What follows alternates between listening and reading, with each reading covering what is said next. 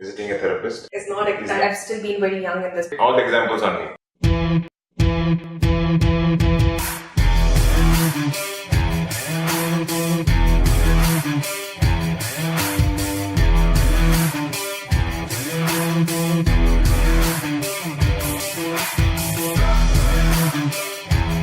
Yeah, like a lot of people have asked me what's the difference between hypnosis and hypnotherapy as well. Okay. So a lot of times we do at a superficial level. A lot of times people come to me, they listen to everything, they say, okay, fine, I will do that, and they just forget about it also. But with hypnotherapy, they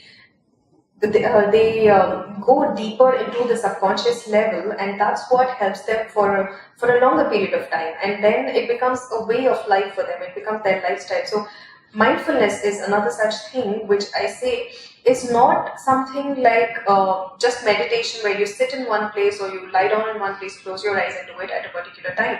Mindfulness is a way of life. So I would like to highlight more on mindfulness because my research is also based on mindfulness. I've been doing my research also on mindfulness. So when you do mindfulness, you do you do everything with mindfulness. Like for example, you eat with mindfulness, you walk mindfully, you talk mindfully, you do everything mindfully. So it's just the opposite. You breathe mindfully as well. So breathing is something that is most important. That's the most important thing in our life, and people don't do that the right way because a lot of people you see who are stressed out could be because of shallow breaths that they've been taking. Deep breathing is something that most people have to follow, and mindfulness and hypnotherapy does take them through the breathing is an induction process in hypnotherapy. So all these things do help them relieve their anxiety levels. And with mindfulness, what happens is it's just the opposite of multitasking. So a lot of times you would have seen that you would have gone to some places. You would have gone to a place like when you're driving, you would have just gone to a place where you realize later that I shouldn't have. I was not supposed to come here. I was supposed to go somewhere else. You're so used to going to that place that you would have just gone to that place. That's because you're running on autopilot. You don't even realize. You don't think mindfully, and you just go there, and then you realize that you were supposed to go to some other place. Yeah. So a lot of times it does happen. We do things mindlessly. And then we realize, had we had done this mindfully, we would have done the right thing.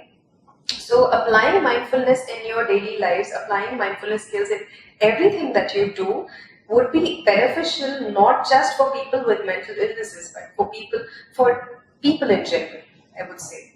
So yes, it has helped a lot of people. Hypnotherapy and mindfulness has helped a lot of people.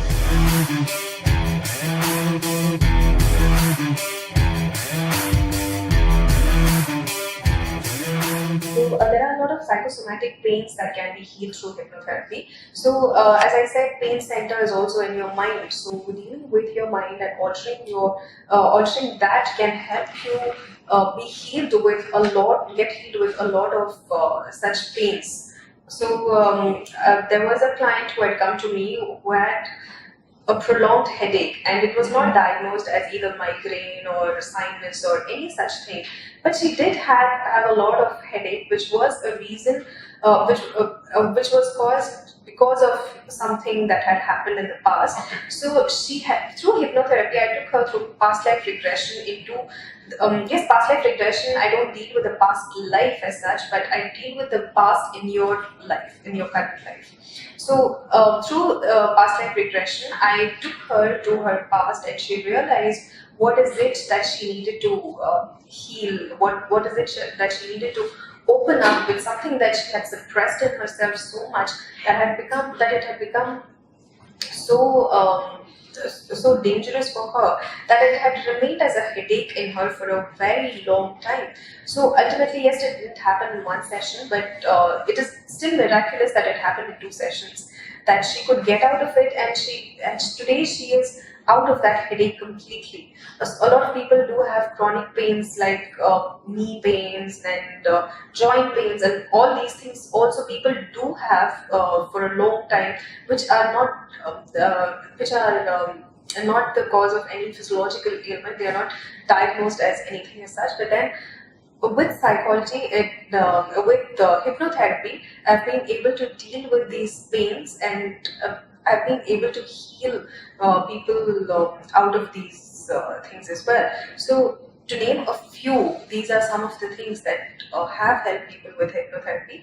And anxiety, of course, is a very great thing with panic disorders, panic attacks, and all that, because the breathing techniques, the induction procedure itself in hypnotherapy helps you deal with your panic disorders, deal with other anxiety disorders as well. A lot of times it heals even in PTSD, which is post-traumatic stress disorder, because the person is still living in that stressful event. The person still has flashes of that event. So the person needs to come in terms with that event, heal himself or herself, and realize that it is not that person's fault. Because a lot of times they blame themselves and they don't even realize that they're blaming themselves, so they're just stuck in it. And to name a few, these are a few things that I do deal with through hypnotherapy and mindfulness, which have successfully helped my clients, a lot of my clients.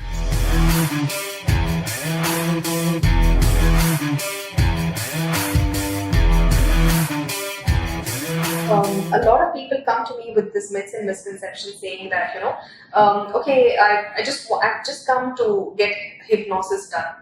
Okay. So that's not what I do. I'm a therapist, right? So I do hypnotherapy for the sake of healing the person. So if the person just wants to see that, I don't know what I've done in my past, I've forgotten something, so I just want it to be revealed.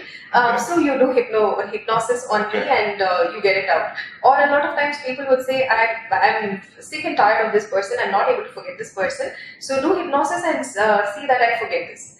And there was a very strange case where a guy came to me saying he suspected his wife of infidelity, and he said, I'm very suspicious, but she doesn't reveal these things, so just do hypnotherapy on her and find out if she's been dating someone or sleeping with someone to that extent. So how do you these deal are with the these cases? You just straight away Yes, what I do is I try to clear their myths and misconceptions first. First, I tell them, what is the issue? You need to talk to me about the issue first. It's not that you tell me, it's not that you just tell me I'm facing this issue, so you just do hypnosis and get me out of it. That is not what hypnosis is. It's sad that the media, a lot of times in fiction, you see these misconceptions being encouraged, where people say, okay, in hypnotherapy, she dreamt about so-and-so thing which she never seen and stuff like that. All this is not right. Real hypnotherapy is not that. Real hypnotherapy is not that I will give you a suggestion and you just go and do that. Yes, I will give you suggestions which will remain very permanent for you, and you can get hypnotized only when you want to. It's not that I will I'll make you do things that you would never want to do. So, and hypnotherapy is a healing procedure. It's not a procedure where you find out it's not like a lie detector or something. So these are some of the myths and misconceptions for which I have actually spoken about it in one of my videos as well, so that I generate awareness about what hypnotherapy actually is. So, but in the real sense of it, it has been very useful in almost all cases, in a lot of cases, I must say.